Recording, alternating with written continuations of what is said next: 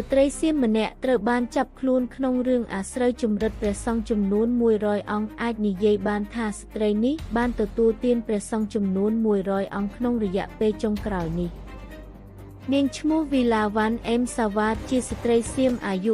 35ឆ្នាំត្រូវបានចាប់ខ្លួននៅខេត្តនន្ទាបុរីពីបទល្បួងនិងជំរិតព្រះសង្ឃជាន់ខ្ពស់ដោយជំរិតទារប្រាក់ប្រមាណ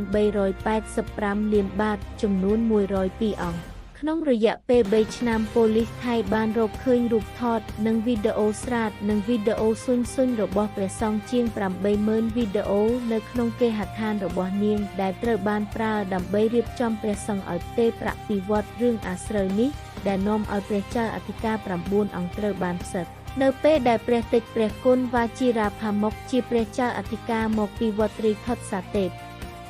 បានបាត់ខ្លួនដើម្បីគេចពីការគំរាមកំហែងរបស់នាងព្រះតេជព្រះគុណអេមសាវ៉ាតដែលត្រូវបានគេស្គាល់ផងដែរឈ្មោះថាវិស៊ីកាហ្គោក៏ត្រូវបានគេរាយការណ៍ថាបានចំណាយប្រាក់ភាគច្រើនលើការលេងល្បែងស៊ីសងតាមអ៊ីនធឺណិតខុសច្បាប់ដែលបង្កឲ្យមានការតវ៉ានិងមិនពេញចិត្តជាទូទៅពេញប្រទេសសៀមនៅក្នុងសហគមន៍ពុទ្ធសាសនារបស់ប្រទេសសៀមតែម្ដងការស៊ើបអង្កេតនៅតែបន្តនៅឡើយទេបងប្អូន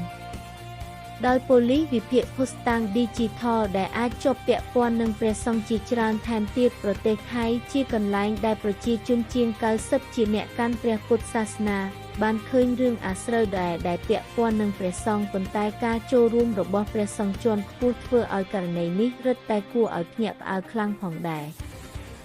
រឿងអាស្រូវនេះបានបង្កឲ្យមានការអំពាវនាវឲ្យមានកំណែទម្រង់ដោយនាយករដ្ឋមន្ត្រីស្ដីទីរបស់ប្រទេសថៃបានបញ្ជាឲ្យពិនិត្យឡើងវិញនៅបទបញ្ជារបស់ព្រះសង្ឃនិងហិរញ្ញវត្ថុនៅក្នុងវត្តហើយមានសំណើរបស់ព្រឹទ្ធសភាមួយដើម្បីធ្វើឲ្យស្ត្រីដែលមានការពាក់ព័ន្ធជាមួយព្រះសង្ឃមានទោសប្រមទ័នបានបង្កឲ្យមានការជែកវែកញែកជាច្រើនដោយមានអ្នករិះគន់បានអះអាងថាបព្វជិតជាន់ខ្ពស់តែងតែយកហេតុផលដោះសារដោយគ្មានការទទួលខុសត្រូវជានិច្ចពី Share News Facebook Page ព័ត៌មានគ្មានព្រំដែន